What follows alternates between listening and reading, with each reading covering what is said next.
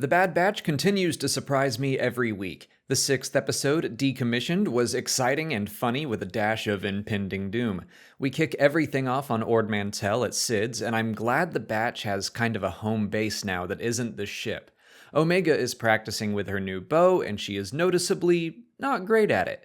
To me, the whole lesson behind this scene still points towards her enhanced abilities being force-related. Echo told her to tune out the distractions of her hecklers to remain balanced, basically. Sid claims it's all about her strength, but the arc for Omega by the end winds up being about distraction and her ability to stay focused. I find it interesting that she seems most focused in the midst of battle, but Omega and her bow are just a small part of this story, so I'm moving on. Sid sends the Bad Batch to Corellia to retrieve a tactical droid for some unknown buyer. There's some small debate about working for her, but she repeats her subtle threat from the previous episode and convinces them they need the credits to stay hidden, and off they go. I perked up at the mention of Corellia. I was glad to see it again, but I wish we got a little more. By the time we reach Solo, the planet is supposed to have fallen into the industrial, polluted, all-around kind of gross state we see it in. I would have liked to be able to compare it to a more idealized version of Corellia, when the Empire was still brand new, but all we see is a very industrial sector. They find their way to a tactical droid's head, and I love that Omega is treated more and more like part of the crew every episode. Last week, she was told to stay on the ship. This time, she was brought along, no questions asked. Yes, she was still put on watch duty. They're trying to keep her out of harm's way, but I think they also recognize her value after she saved their butts from the Zygerians. And when she winds up stuck and needing help, nobody gives her any crap for it. But I also think it's interesting that we see a shot of Omega watching them stun civilians. They're not killing innocents or anything, but being stunned is also no picnic. Now that Omega has a weapon, I'm a little worried about her learning the wrong lessons at some point. Kinda like Grogu learning that sometimes it's okay to force choke people from Din. Before the clones can swipe that droid head, some other smugglers beat them to it, and it turns out to be Trace and Rafa from the 7th season of the Clone Wars, which I thought was a great inclusion, especially based on the end of the episode, but we'll get to that later. Obviously, the two groups start off against each other, competing for the same prize, but their fight attracts more police droids who turn out to be very rude and vulgar, one of them saying "Ichuta," the same phrase that offends 3PO in The Empire Strikes Back. Their whole exchange is fairly predictable, but still executed in an enjoyable way. You can pretty much guess they're going to wind up working together to escape, but I liked a lot of the beats that got us there. Hunter saves Trace and she sarcastically says, "I hope you weren't expecting gratitude." And then later, Rafa saves Omega and the first thing Hunter says is, "Thank you." Tech works with Trace to reactivate all the soon-to-be decommissioned battle droids. He respects the ingenuity of the plan, and it provides a good laugh with one battle droid waking up to ask if they won. Speaking of laughs, Echo responding yes when asked if there is an Echo in here is perfection. I feel like he's been waiting to say that since the Rishi Moon. He heard someone set him up and he just came sprinting over like, yes, there is an Echo in here and it's me, yes!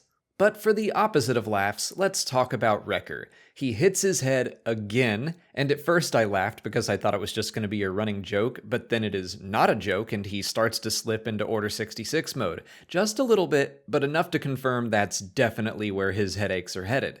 Which is what everyone has been dreading since episode 3. I'm glad they're not beating around the bush. They're building up the dread and not treating the audience like we didn't see this coming. They know we know, and I think confirming it makes things worse for me. He is going to fully activate, and there's nothing we can do but wait and see it happen.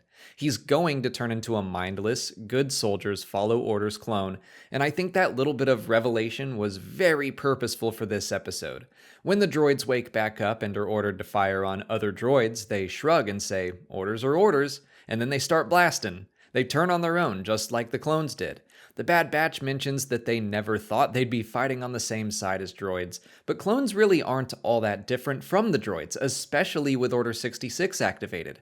But even before that, Trace and Rafa seem surprised and even offended that the Batch would fight to get the tactical droid head for who?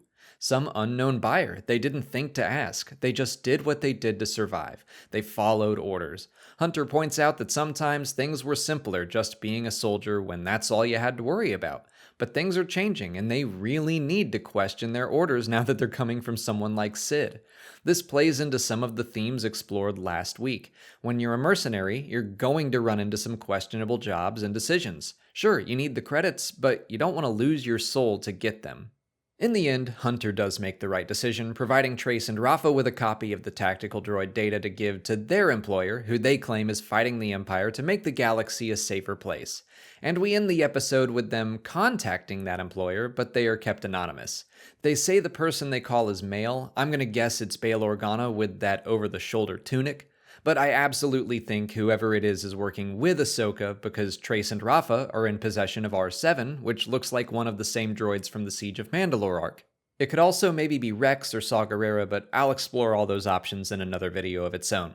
So yeah, I liked this episode a lot, like the others. I remain pleasantly surprised by this series. No episode has reached the heights of The Clone Wars or Star Wars Rebels yet, which is expected. It's only a third of the way through its first season, but I also have yet to walk away from any episode going, meh, I've liked them all. I do think it's time for Crosshair to pop back up. He's a member of the Bad Batch too, and I find myself really itching to see how his story is progressing. I also wish we got to see Sid's reaction to the Batch's failure this time around, but I have a feeling we'll see some consequences next week or in future episodes. But that's all I have to say about Decommissioned. Let me know what you thought of it in the comments. If you haven't already, please like this video, subscribe to the channel for all our Bad Batch coverage, follow us on Twitch, Twitter, Instagram, and Facebook, and consider checking out our Patreon page. As always, thanks for watching, and may the Force be with you.